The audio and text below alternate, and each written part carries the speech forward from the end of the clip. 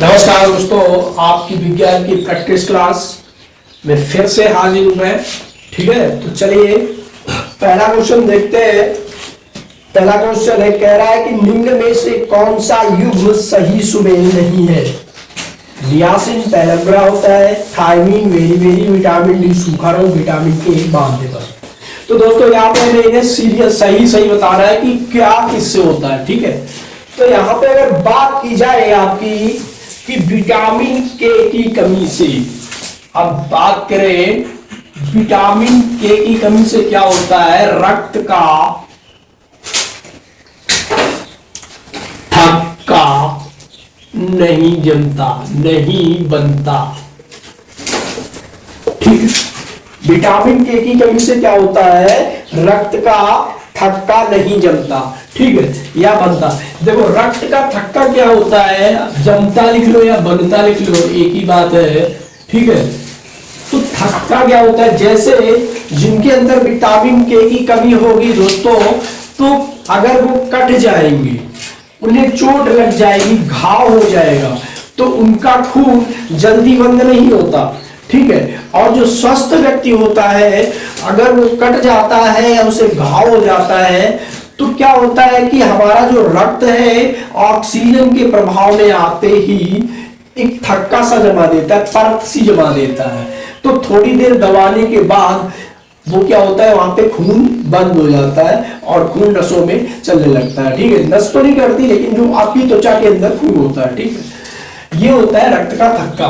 तो किसकी कमी से नहीं होता है, विटामिन के की कमी से होता है। ठीक है, अब दूसरी बात अगर करें यहाँ पे कि बेरी जो रोग है वो किससे होता है,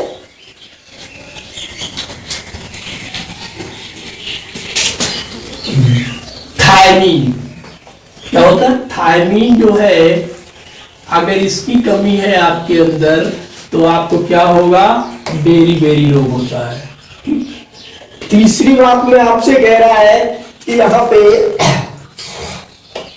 विटामिन डी की बात कर रहा है। अगर विटामिन डी की बात की जाए तो दोस्तों विटामिन डी प्राप्ति स्रोत सूर्य है। प्राप्ति स्रोत सूर्य है मुक्त में। और क्या होता है, इससे सूखा रोग हो सकता है या हड्डी का रोग। ठीक है, अगर सुबह की जो आप हमारी धूप होती है 6 बजे से, जितने से हमारा मतलब सूर्योदय होता है, उसके बाद से लेकर 8 से 9 बजे तक की जो धूप होती है, उसमें आपको विटामिन डी मिल जाता है। ठीक है, उसके बाद धूप तेज हो जाती है, यानी सूरज भगवान हमारे पास आने लगते हैं, करीब आने लगते हैं, तो क्या अल्ट्रावायलेट जो किरणें हैं ना, पैरावैगनी, बहुत ज्यादा प्रभावशाली होती है। इसलिए दोपहर में आपको चेहरा स्किन वगैरह बचा के निकलना चाहिए। ठीक है, अगर आप दूसरी बात करें तो नियासिन। ठीक है, तो नियासिन की कमी से पैराग्रा रोग होता है।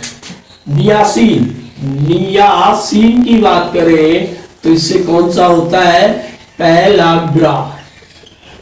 ठीक है, पैराग्रा रोग होता है। ठीक, एक तो हमारा क्वेश्चन ये कंप्लीट हो गया, यानी जिसमें जो ऑप्शन सही है वो क्या है। अब विटामिन के से ठीक सही सुमेल में नहीं है कि विटामिन के बांधपन विटामिन की कमी से नहीं होता है। ठीक है, चलिए आगे कह रहा है कि पेशी थकान के लिए निम्न में से कौन उत्तरदायी है, यूरिक अम्ल, पायरुविक अम्ल, बेंजोइक अम्ल या लैक्टिक अम्ल।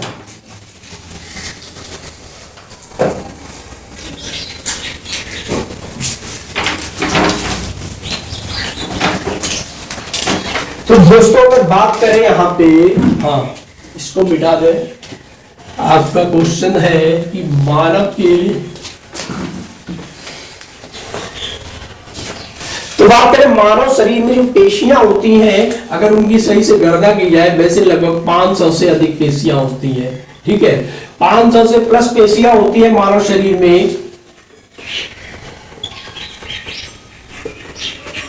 मानव शरीर में लगभग 500 से अधिक पेशियां होती हैं। ये पेशियां क्या होती हैं, उत्प्रेरक का कार्य करती हैं और क्या करते हैं, उत्प्रेरक निष्क्रिय को क्या करते हैं, सक्रिय बनाते रहते हैं। क्या करते हैं, शरीर को सक्रिय बनाते रहते हैं। मांसपेशियां जो होती हैं उनमें छोटे छोटे क्या होते हैं, सेल होते हैं, आपको पता है। हमारा शरीर सेलों से मिलकर बना है, ये बात तो सबको ही पता है, ठीक है। और सेलों की गणना भी हमें क्लास 3rd और 4th में पढ़ा दी जाती है दोस्तों, ठीक है। क्लास 3rd और 4th में आप एनसीईआरटी उठा के देखिए, वहां पे सेल्स के बारे में बता दिया जाता है कि सेल्स क्या होते हैं। सेल्स हमारे शरीर में उसी तरह धसे रहते हैं जैसे मकान की ईंटें होती हैं। ये पुराना सा उदाहरण है, ठीक है। तो ये सेल्स से मिलकर क्या बनती है, पेशियां बनती है, मतलब छोटे छोटे सेल से मिलकर ही तो हमारा शरीर बना है, ठीक है। तो ये सेल्स जब हम कोई वर्क करते हैं तो ये सेल टूटते हैं, फिर ये प्रोटीन से क्या होते हैं, प्रोटीन सबसे ज्यादा मदद करती है सेल्स को निर्माण करने में, प्रोटीन। तो इसीलिए आप प्रोटीन पर डे लेते रहिए, ठीक है। चलिए, तो कह रहा है हाँ यही बात है कि थकान का अनुभव करते हैं, क्या करते हैं, मांसपेशियों में थकान का। तो इसका संचय कौन करता है दोस्तों, तो आप लैक्टिक अम्ल की बात करिए। लैक्टिक अम्ल, लैक्टिक अम्ल जो है आपको पेशियों के निर्माण में और थकान में बहुत ही ज्यादा महत्वपूर्ण भूमिका निभाता है, ठीक है। यहीं पे अगर हम बात कर ले अगले क्वेश्चन की, तो इसका ऑप्शन बेटा डी हो जाएगा, ठीक है। आगे आते हैं, कह रहे हैं द्रवीभूत पेट्रोलियम जैसे एलपीजी मुख्य रूप से मिश्रण किसका है, ब्यूटेन का है, आइसोब्यूटेन का है, प्रोपेन और आइसोब्यूटेन का है, प्रोपेन ब्यूटेन का है, प्रोपेन और ट्रिप्टालिन का है। तो दोस्तों अगर हम बात करते हैं